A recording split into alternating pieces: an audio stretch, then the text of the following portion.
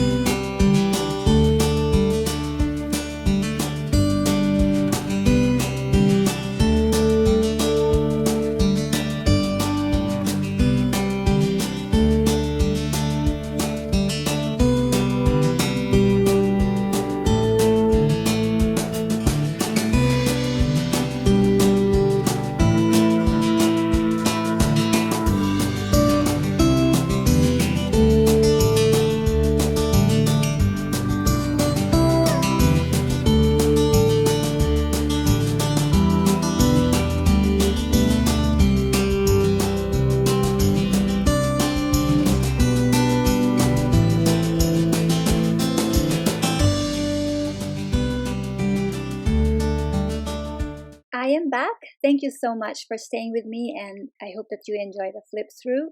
Let me know what you think. Please do not hesitate to leave a comment down below. Please join my YouTube family. Hit that subscribe button. I really appreciate that.